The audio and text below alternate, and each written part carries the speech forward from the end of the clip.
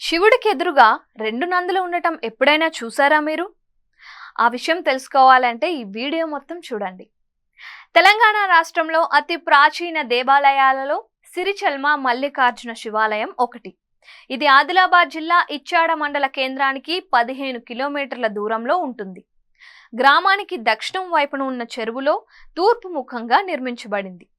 ఉత్తరాయణంలోని పాల్గొన మాసంలో సూర్యకిరణాలు 17 దర్వాజాలు నంది కొమ్ముల మధ్య నుంచి శివలింగంపై పడటం ఈ ఆలయం యొక్క ప్రత్యేకత. ఈ దేవాలయంలోని శివలింగంపై సొట్టపడి ఉన్నట్లు కనిపిస్తోంది. ఈ శివలింగం ముందు చిన్న 2 నంది విగ్రహాలు ఉన్నాయి. వీటిలో ఒకటి కండ్లు తెరచి మరొకటి కండ్లు మూసి ఉంటాయి. ప్రధాన దేవాలయ ద్వారం 8వ శతాబ్దంలో పరిపాలించిన రాష్ట్రకూటుల కాలంలో నిర్మించబడింది. ద్వారం పైన గజలక్ష్మి శిల్పంతో పాటు ఇరువైపులా కలశాలు చెక్కబడి ఉన్నాయి. మండపంలో గౌతమ బుద్ధుడు, మాతంగుడు, భక్త హనుమాన్, గణపతి విగ్రహాలు ఉన్నాయి. మండపానికి 3 వైపులా గర్భగుడులు కూడా ఉన్నాయి. గతంలో ఇక్కడి ప్రాంతంలో పిట్టవ్వ, నిమ్మవ్వ అనే వైశ్య యువతులు అప్పాలు గారెలు అమ్ముతూ జీవించేవారు.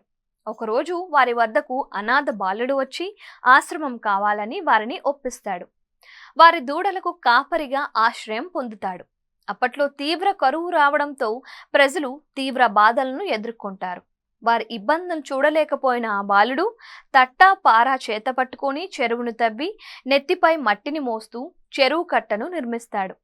నిర్మాణం తర్వాత ఓ రోజు ఆ బాలుడు అదృశ్యమైపోతాడు. ఆ తర్వాత నిమ్మవ్వ పిట్టవ్వలకు కలలోకి వచ్చి చెరువు మధ్యలో తానే స్వయంభూ శివలింగంగా అవతరించినట్లు చెబుతాడు. మరుసటి రోజు చెరువులోకి వెళ్లి చూడగా సొట్టపోయిన శివలింగం దర్శనమిచ్చినట్లు చరిత్ర చెబుతోంది. ఈ ఆలయంలో విశేషమైన వాస్తు శిల్పకళ ఉంది.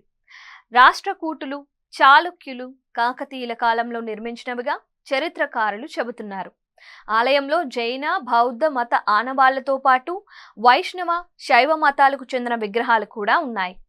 ఇంతటి ప్రాచీన చరిత్ర కలిగి ఉన్న ఈ దేవాలయాన్ని ఆధునీకరించి పర్యాటక ప్రదేశంగా తీర్చిదిద్దాలని భక్తులు కోరుకుంటున్నారు.